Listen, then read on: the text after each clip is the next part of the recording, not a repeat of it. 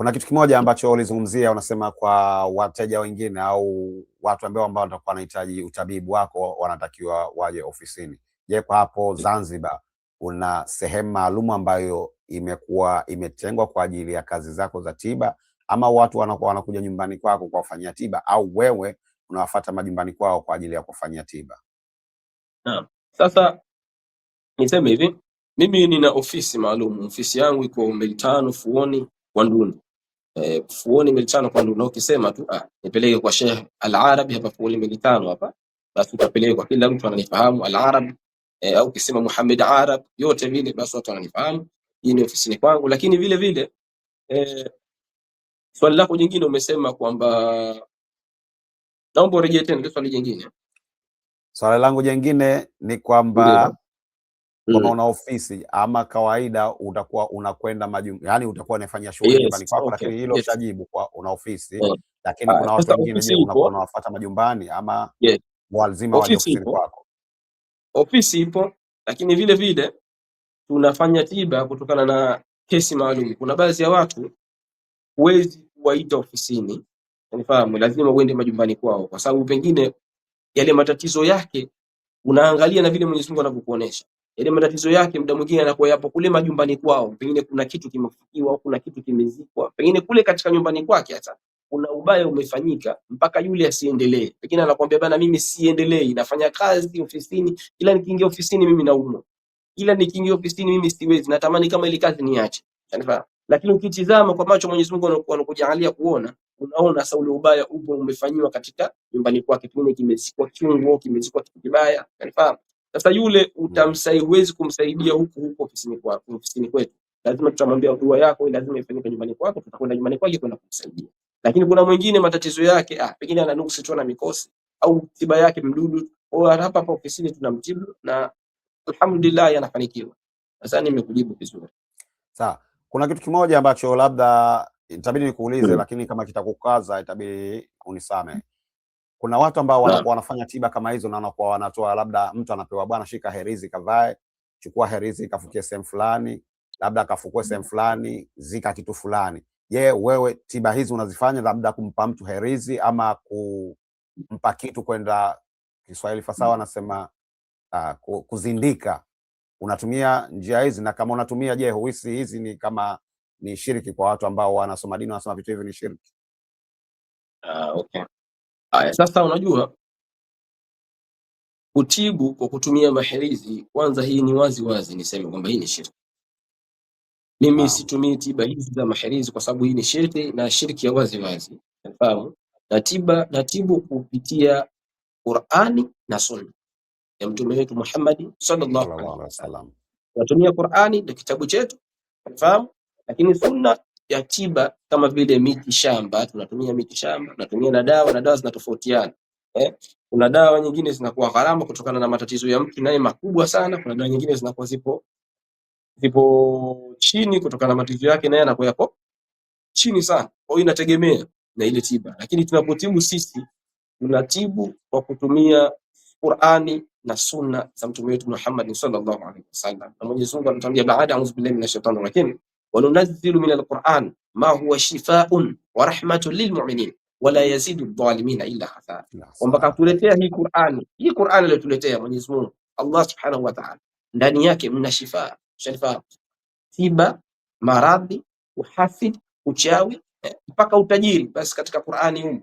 Na ukijua kutumia Qur'ani vizuri, basi mtu hata utajiri hata riziki kama kafungwa, basi riziki zake zinakaa sawa. Lakini kwa nini watu tunaishi maisha magumu, lakini au shida zinatuandama kwa kiasi kikubwa? Qur'ani tunaiacha. Lakini vile vile unaweza kuwa unamtibu mtu kupitia Qur'ani, lakini ile Qur'ani kwa huijui, unafahamu? Kwa sababu mtu anaweza kutafuta kwa baba, na mimi sipati pesa, kila siku nikihangaika sipati pesa. Lakini mtu pengine anaenda kutana ile Qur'ani. Je, hii Qur'ani tayari tunayo kitabu chetu, lakini je, unatumia aya gani kumsaidia yule mtu ili ile afunguke apate pesa? Unafahamu? Sasa watu wengi wanafeli hapo. Katika Qur'ani kuna ayatu rizqi, unafahamu?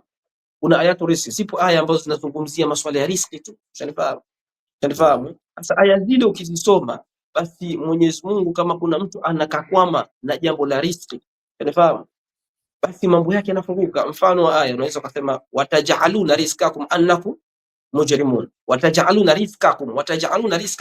Kwa hiyo mtu anakuambia bana, mimi sipati pesa, basi hebu kama kitu msomee kwa idadi kubwa hii, unafahamu, idadi yote unaiweza, kama itakuwa 1000, 1500, 200, 300, basi soma watajaluna rizqakum annakum mujrimun watajaluna rizqakum, basi riziki anafanikiwa, unafahamu. Lakini sasa watu wengi wanotibu hawaijui ile Qur'ani wapi wakaitumia, lakini mwingine anakuambia bana, mimi nikilala kila siku nafuatwa na watu wabaya, wananifuata, wananichora, wananipiga chale katika mwili, unafahamu. Lakini hajui yule mgonjwa amfanyie Qur'ani kupitia Qur'ani aya gani akaitumie kumsaidia yule mgonjwa. Sasa watu wengi wanajua yakisha kwenda pale anatafuta aya yote au sura yote anasoma. Kweli Qur'ani ni tiba, lakini uangalie na ile sura hii kwa mujibu wa matatizo yake, sura hii inaweza ikamsaidia yule mgonjwa, unafahamu. Sasa kuna aya inaitwa ayatul hijab, unafahamu. Hizi aya hizi ukisoma kama unazifahamu vizuri, basi mtu hata mbaya aje vipi kukufanyia ubaya, basi wallahi hakuoni. Unafahamu, mbaya aje vipi kukufanyia, wallahi hakuoni. Lakini kuna aya nyingine zinaitwa ayatul khaliq. Unafahamu, mtu anakuambia bana, mimi miguu yangu imestroke, haikai sawa. Basi ayatul khaliq maana inazungumzia ile ubora wa Mwenyezi Mungu, namna ya kuumba. Unafahamu. Kwa hiyo hizi ayatul khaliq maana yake ukisisoma, kwa hiyo kama kuna mtu anakuambia bana, mimi viungo vyangu vinacheza, au mwili wangu, mkono wake pengine kaamka tu asubuhi umepinda, au miguu yake imepinda, basi ukijua kuzitumia vizuri, mtu unamfanyia kisomo kupitia hizi ayatul khaliq na mtu anapona. Unafahamu. Mfano kama ayatul khaliq, laqad khalaqnal insana, maana ayatu zote ambazo zinazungumzia ile khalaq, unafahamu. Basi hizi ni ayatul khaliq, na ukijua kuzitumia vizuri, basi mtu anamsaidia. Mfano laqad khalaqnal insana fi ahsani taqwim, maana Mwenyezi Mungu, unafahamu, kaumba katika umbo lilokuwa bora. Sasa wewe umefanywa ubaya, umbo lako tayari lishabadilika, mkamate kichwa, msomei lakad khalaqnal insana fi ahsani kwa idadi kubwa, basi mtu anapona na mambo yake yanafanikiwa. Sasa tofauti ya watu wengi sasa hivi wanafanya tiba, hawajui kutumia hii Qur'ani katika kumsaidia mtu, unifahamu, kwa sababu Qur'ani ni shifa, lakini unatakiwa ile shifa yenye ufahamu, unifahamu. Mfano kama ya mtu anakuambia mimi ikilala nafanywa vitindu, natumia suratul Yasin, tumia tu suratul Yasin, basi ni kinga, na unapata kinga, na hakuna mtu yoyote anakufanyia ubaya. Yani akikufanyia ubaya wake unamrejea Mungu. Mwingine anakuambia mimi nyumbani kwangu kila siku kuna mashaitani wanakuja, majini wabaya wanakaa. Tumia suratul Baqara, unafahamu. Suratul Baqara mle ukisoma vizuri, ukisoma yote, wale majini wanakimbia, hawakai katika nyumba, unafahamu. Sasa tatizo watu hawajui sura gani ya kwenda kusoma kwa hii kesi niliyokuwa nayo, aya gani nisome kutokana na kesi niliyokuwa nayo, unafahamu, au kitu gani mimi nikifanye kutokana na kesi niliyokuwa nayo. Sasa hiyo ndo shida na watu wengi ambao tunatofautiana sehemu hizo. Kuna wengine wanasoma alhamdulillah, kama ulivyosema, wanafanya jitihada, wanaenda sehemu wanasoma itiba, lakini kama sisi wengine hatujasoma itiba vizuri, lakini isipokuwa neema katujalia Mwenyezi Mungu, lakini vile vile tunapata njia za kuongozwa kutokana na neema na macho ambayo tulipotoa na Mwenyezi Mungu, na tunazijua hizi aya na tunaweza kuwasaidia watu, na watu alhamdulillah wanafanikiwa. Kwa hiyo tunatumia Qur'an na sunna ya mtume wetu Muhammad sallallahu alayhi wasallam. Naam. Sawa. Kuna labda maradhi ambayo yapo mengi siku hizi, wewe sijui kwenye kutibu kwako, labda haya maradhi ambayo watu wanakwenda mahospitali, mfano labda kifua kikuu ama kensa ama maradhi mengine ambayo watu wanapata tiba za hospitali, ulishawahi kuyafanyia tiba maradhi hayo? Je, kama ushawahi kuyafanyia tiba, kuna watu ambao mfano amekuja na matatizo ya kensa akapona? Naam. Sasa alhabibi, unajua tiba Qur'ani ni inatibu kila aina ya maradhi. Naam. Unifahamu? Qur'ani inatibu kila aina ya maradhi. Unajua mpaka maradhi yanakupata, basi ujue tunasema kwamba Mwenyezi Mungu kataka. Unifahamu? Sasa mpaka kitu chote ambacho wewe kinakufika, pengine umepata kensa, umepata sukari, unifahamu, umepata pressure, basi Mwenyezi Mungu kataka. Nafahamu ingawa kuna vikwazo vingine vya mazingira, lakini bado Mwenyezi Mungu tunasema kwamba kataka ile maradhi yaweze kufika. Unifahamu? Na Qur'ani inatibu kila aina ya maradhi. Mimi nishakwenda hospitali kwenda kufanya dua, kuna watu walikuwa wamelala kabisa hospitali, wana maradhi, wengine kensa, kwa sababu kuna wengine mtu anaweza unaugua na kensa lakini anakuwa sio kensa. Wengine kuna uchawi kalishwa, yeye kule hospitali, yeye kule akaenda hospitali sana, anahangaika, anaonekana ana kensa lakini sio kensa. Na kuna watu pengine wana pressure lakini sio pressure ya kweli, pengine mtu kaikuwa majini, marihul ahmar, majini aina upepo hayo, unafahamu. Mtu kaikuwa ile madudu mabaya yanamtia maradhi, yanamtia sihiri katika moyo, kila akikaa mtu ana hema, pressure anapanda juu, lakini kumbe mtu anakuwa hana pressure yote, isipokuwa ana uchawi na jini wa kichawi, ambayo jini yule mbaya ndo anamtia yale maradhi. Kwa hiyo sio kwamba kila maradhi yanakuwa ya hospitali Shanifahamu, inakuwa kweli maradhi ya hospitali, lakini vile vile maradhi ya hospitali pia unaweza kutibu kupitia dawa za mitishamba, kwa sababu hata hizo dawa za hospitali na yeye pia ndo anatumia mitishamba, kwa sababu unajua hakuna mtu alotengeneza Panado, shanifahamu, au alotengeneza pengine sijui chloroquine. Maana hii Panado huwezi kuitengeneza kama hujatumia dawa za miti, shanifahamu.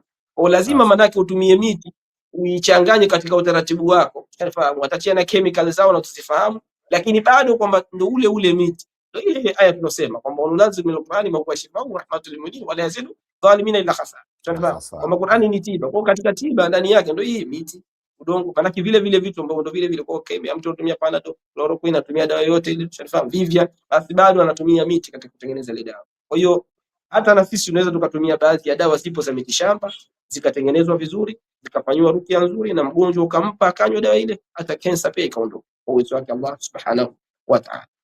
Sawa. Kuna kitu kimoja nitakuuliza. Sasa hivi kuna vijana wengi ndoa zinaharibika, wanasema wanaume wanapoteza nguvu za kiume. Je, ulishapata tatizo kama hilo? Wanaume au wanandoa wanakujia, bwana, sisi tumepoteza nguvu za kiume na kwa hiyo utufanyie maarifa turudi. Je, ulishawahi kupata tatizo la namna hiyo? Yes. Unajua nguvu za kiume, kwanza tunasema kikawaida mwanamume yoyote anakuwa na nguvu za kiume, kikawaida iko hivyo, lakini nguvu za kiume mwanamume anaweza kukosa kwa namna tofauti. Namna ya mwanzo tutasema hivi, anaweza kukosa mwanamume nguvu za kiume kutokana na mavyakula ambayo tunakula, kwa sababu kuna mavyakula mengine ukila mwili unakuwa unajaa magesi. Sasa gesi inapokuwa ipo nyingi katika mwili, yanifahamu, inatengeneza hizo pressure tunazozungumza, pumzi zinakuwa juu kwa juu, kwa sababu huwezi kufanya tendo la ndoa wakati wewe tayari mtu ambaye pumzi pia huziwezi, kwa hiyo utakosa nguvu za kiume. Lakini kuna baadhi ya watu wana nguvu zao za kiume Mungu kawajaalia, lakini tu wanapigwa sihru tarika. Kuna sihiri inaitwa sihru tarika au sihiri ya kichawi au sihiri ya tego. Kuna watu wanapigwa tego wakati wanafanya ndoa, wanaoa. Kuna ndoa nyingi leo zinaharibiwa kwa sababu mtu anakwenda kuoa tu anapigwa tego, au anakula chakula kile chakula anachopewa siku ile harusi yake, kumbe kile chakula ndani yake kimetoa uchawi. Mtu anafika tu pale anakwambia anataka kufanya tendo la jimaa au tendo la ndoa, tunasema dhakari yake imesimama iko barabara, lakini tu akitaka tu kuingiza katika kufanya lile tendo lenyewe, basi ile dhakari inalala. Au kuna mwingine akitaka kufanya tu lile tendo basi anafanya, lakini anakuwa hawezi tena kurudia tendo, lakini kumbe kuna kitu kibaya akafanyiwa, kategwa na uchawi, kategwa na sihiri. Sihiri ile inampa taabu, anashindwa kuendelea na lile tendo. Kwa kuna njia mbili. Njia ya mwanzo kutokana na vyakula tunayokula na mazingira tunayofanya, kwa sababu mwanamume wote anatakiwa unafanya mazoezi, uwe barabara, uwe nganga. Lakini njia nyingine pia kuna mambo ya kichawi mtu anafanyiwa na yanaweza kumsababishia akawata nguvu za kiume hana. Na wako watu sisi tushawatibu hawana nguvu za kiume, sio kwamba hawana nguvu za kiume, isipokuwa wamefanyiwa uchawi, wamepewa majini wabaya. Kuna jini anaitwa Shamaharushi al-Mahabba. Ni huyo akikupata alhabibi, basi wewe nguvu za kiume huwezi kuwa nazo abadan. Athilani jini huwa anaishi baharini. Alhabibi akikupata wewe jini, nguvu za kiume zitakuwa hazipo.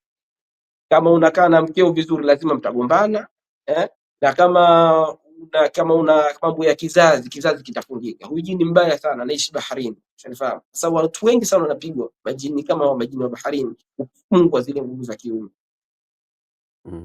Naam, sawa, shukrani sana. Hakuna kazi ambayo inakosa changamoto. Labda kwenye kazi yako wewe, changamoto gani kubwa ambazo unakumbana nazo mpaka ukasema sasa hii kazi manake leo imefika ndipo? Katika kazi bwana alhabibi, changamoto zipo. Hakuna kazi ile haina changamoto, sababu changamoto sisi tunapata kwa sababu muda mwingine tunaitwa safari, tunakwenda. Kwa sababu wakati nilikuwa niko Omani, nimekwenda, kuna mama fulani kanipigia simu wakati nipo Omani. Sitaki kusema anaishi sehemu gani kule Omani na yupo sehemu gani, lakini alinipigia simu akaniambia mwanawe anaumwa. Unifahamu, mwanawe anaumwa, ana uchawi, ana maradhi yamemwandama, yupo chini kabisa, hata kutembea hawezi. Lakini wakati nafika katika ile sehemu, ile situation, kutokana na macho Mwenyezi Mungu alonijalia, naona kwamba yule mama yake anonipigia mie simu, yeye mwenyewe ndo alomfanyia ubaya mtoto wake. Hii ni changamoto. Yeye analalamika, bana, mwanangu anaumwa, ostazi njoo uje umsaidie. Nipo Omani hapo.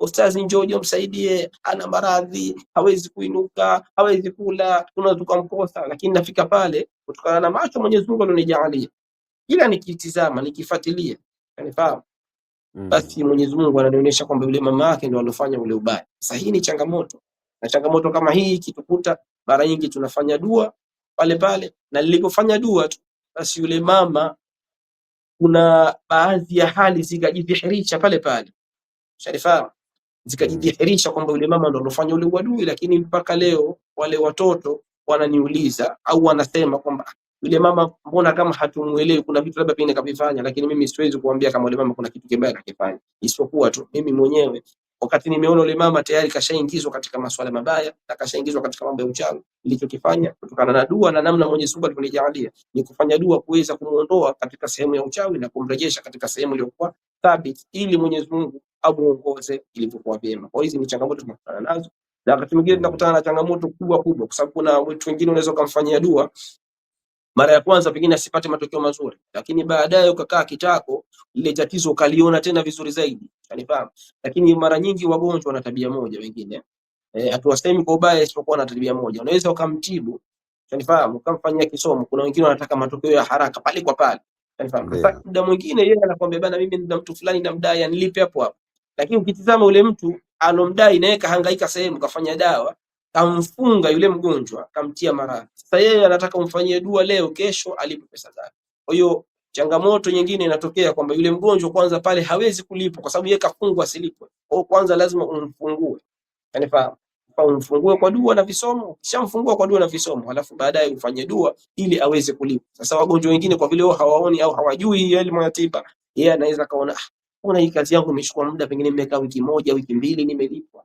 Kumbe kutokana na namna ya ile tiba yake ilivyo, yeye hajui ikoje, shanifahamu. Lakini vile vile shanifahamu au linoli, maana tunamtegemea Allah subhanahu wa ta'ala katika kila kitu. Kwa changamoto hizi zipo, na changamoto tushakutana nazo sehemu mbalimbali, shanifahamu. Omani kama nilivyosema, wakati nipo nimekutana na changamoto. Mombasa Kenya nimekutana na changamoto kubwa kubwa. Kuna mtu kapigwa maradhi, kafungwa kizazi, kapigwa kufuli, shanifahamu. Kufuli ile nimemtibu, inafika wiki moja, hatujajua namna gani ya kumsaidia, mpaka nilipokaa kitako tena Mwenyezi Mungu ndo akanionyesha njia, yani nipite ili niweze kumsaidia. Tukaenda tukafanya dua, nikampa dawa, mpaka leo alhamdulillah Mwenyezi Mungu amjalia ashapata kizazi na mambo yake yanaenda vizuri. Kwa hiyo changamoto hizi katika tiba zipo, na muda mwingine unamtibu mtu. Changamoto nyingine, mtu unamtibu, wale wangu wanakufuata live, wanakujia sasa, unakwambia fulani muache usimuingilie, lakini sisi wenyewe tunapambana, hatukubali, tunakwenda tutafanya hivyo hivyo, na tunabibizana nao kwamba hatumwachi na tutamtibu, kwa sababu tumekuja kumtibu mtu kwa ajili ya Allah subhanahu wa ta'ala, na hatuwezi kuondoka. Mwenyezi Mungu anatuambia baada ya kutulemea shetani, wama hum bidharrin bihi min ahad illa biidhnillah, manake hawezi mchawi kukudhuru mpaka Allah atake. Kwa hiyo na sisi tunachukua maneno hayo, wama hum bidharrin bihi min ahad illa biidhnillah, manake mchawi hawezi kukudhuru mpaka Allah atake. Na vile vile Mwenyezi Mungu anatuambia bana, bila shetani rajim, wala yuflihu sahir haithu ata, mchawi hataki kufanikiwa. Kwa sisi tuna kwa maana aya zetu hizi, na tunamwomba Mwenyezi Mungu na hatukati tamaa kwa ajili ya kusaidia watu mpaka Mwenyezi Mungu atuchukue, atuhitaji, atuchukue katika mauti tufike, tutakuwa sisi tumeacha, kwa sababu lengo ni kuweza kuwasaidia watu waondokane na uchawi, waondokane na ushirikina, waondokane na mitihani. Hiyo ni katika changamoto mbalimbali ambazo zinatupokezea. Sawa, labda katika hizi shughuli zako kuna malipo maalumu, wateja wanakulipa au wanatia tu mkono mfukoni anakupa kila alichojaliwa? Sisi tunapofanya tiba alhabibi, mara nyingi tunakuwa tunafanya dua kutokana na kila kesi na utaratibu wake, sababu kuna watu wengine kama tulivyosema, kesi yao inakuwa ya kawaida, kesi yao inakuwa ndogo. Kwa hiyo kama kesi yake inakuwa ndogo, unakuwa huwezi kumwambia labda pengine tunamwambia toa pesa ya dawa alafu toa na sadaka yako uliyokuwa nayo, sababu Qur'ani hayuzu alhabib, toa pesa ya dawa fanyie dua.